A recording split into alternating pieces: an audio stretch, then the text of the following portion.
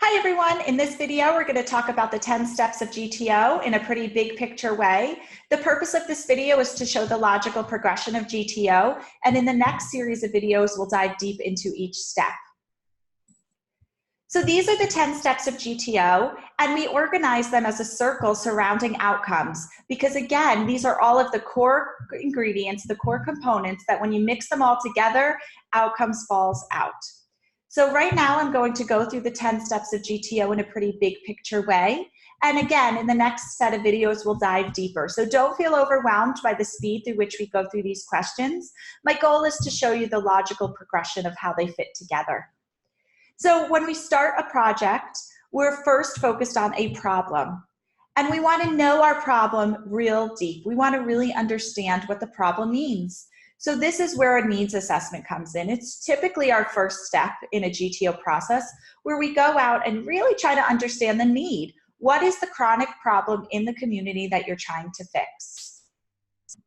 Once you really understand the problem, you set goals and desired outcomes. Step 2 of GTO is about a commitment.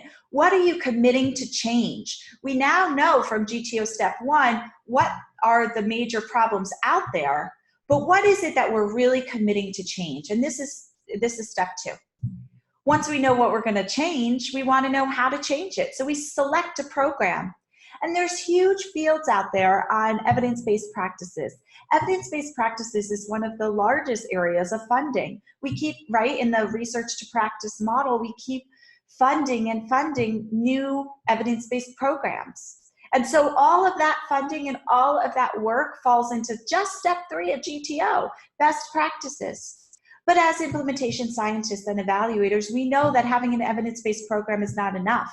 It's a necessary but insufficient condition because sometimes you have an evidence-based program that simply can't translate to another cultural context. So just because an evidence-based program was shown to be effective in, say, urban, white, American cities or neighborhoods, it doesn't mean it's going to translate to the Thai culture. It's not going to translate to maybe a Thai rural context. And so step 4 of GTO is all about fit. So when you're selecting a program, you want to choose one that has evidence behind it to show that it's effective, but also one that could be adapted and fit to the cultural context that aligns with you. But that's, again, not enough. We also have to know that we're ready to do it, or that we can get ready to do it. So step 5 of GTO is all about saying, well, if this is the program I want to implement, or the policy or procedure, but if this is the new thing I want to implement, do I have enough capacity to do it? Can I build the capacities I don't have? Do I have the motivation to do it? And could I build motivation? That's all the essence of step 5. And in the next module, module 2 of this TA Training Academy, we're going to go real deep into readiness. Step 6 is about putting a systematic plan together. So once you know what you're doing, how you're going to adapt it, and how you're going to be ready for it, we put a plan together. Then step 7 is taking that plan and implementing it. However, we know that good ideas and good plans could often fail to get results because they're just not implemented well. And so in step 7, we monitor how we're implementing it, and we improve implementation as the time goes along. Then we move to step 8, which is outcome evaluation. And this is largely the land of the RCTs and the traditional evaluator. This is where you say, we knew what we wanted to do, did we get to our outcomes? This is the traditional evaluation. But we don't stop there. Even if we get to the outcomes, we believe that things could always be improved. And as time goes on, things typically do need to be improved. So step 9, CQI, stands for Continuous Quality Improvement. It is taking a systematic approach to improving the program as time goes on to adjust to new needs or new challenges that may have arisen. And then step 10 is about sustainability. It's not enough to get to outcomes when funding sources and support systems are in place. You have to be able to sustain it in a routinized and habitual way in the long term. So these are the 10 steps, got tongue-tied there, 10 steps of GTO. Oftentimes when we present on GTO, we liken the 10 steps to a painter's palette. As I just explained the 10 steps in the previous slide, it communicates somewhat of a linear relationship between the steps. I start at step 1 and I end at step 10, right? First I do step 1, then I do step 2, and when I'm done with that, I move to step 3 and 4, 5, and so on and so forth. The problem with that, sure, in a perfect world, that would be wonderful. The problem, however, is that we don't live in a perfect world, and implementation is never linear. It's never that straightforward.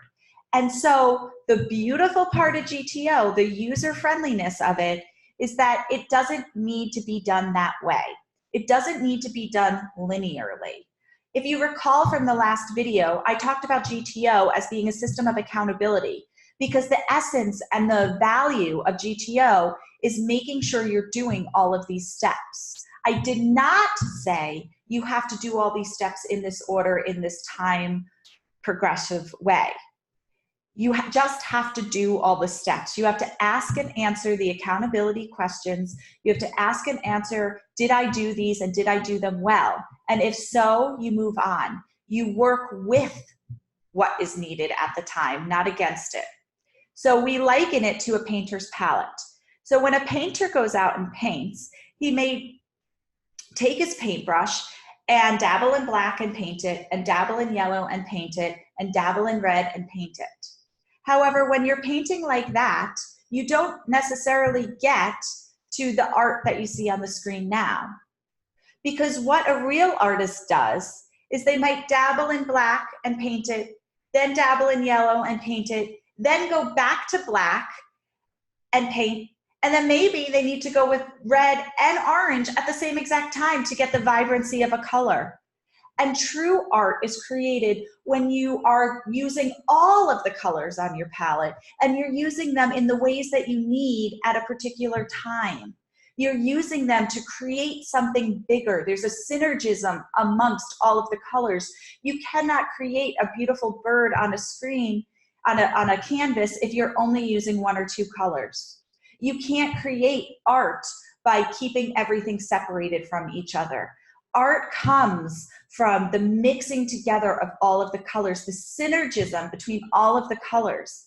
And so this is just like GTO. GTO, you can't get to outcomes by doing a needs assessment and forgetting about it and leaving it in the background, but just saying you did it, and then going on to goals and putting them out there, but choosing a program that doesn't match goals.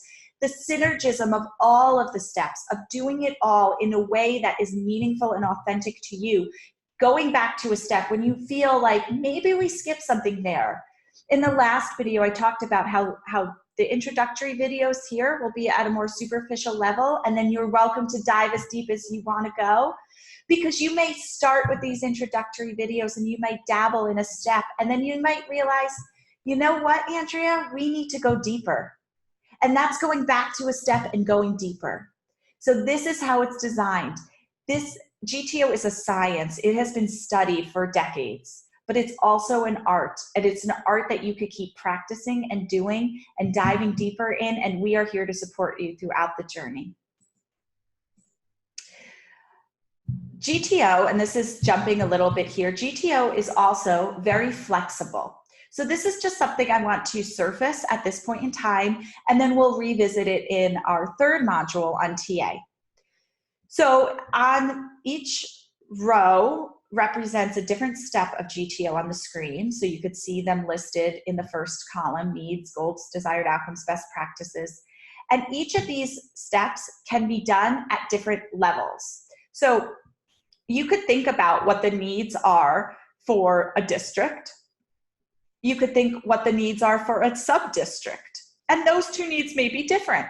The needs of policymakers at a district level may be different from TA providers at a sub-district level.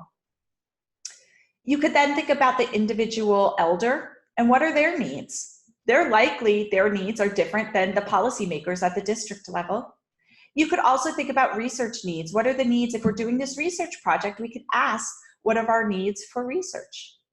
Say, then the whole thing follows out of this, right? Goals and desired outcomes. You could think about them at these different levels. The best practice for policymakers at a district level might be different from what an individual is doing. So each of these questions, GTO is very flexible, and you could ask all 10 accountability questions for each one of these domains. And the reason I'm foreshadowing this here is because you could also ask these questions for TA. And so these questions that we're asking at the sub-district and district level, the questions that are laying the foundation for our PRISM project, will also be the questions that we'll be using to lie at the foundation of getting to outcomes TA, GTO TA. We will talk about that in a later module. I just wanted to surface it for now to introduce you to the idea. So up next, we're going to take a detailed look at each step of the GTO process and dive deep. We will see you there.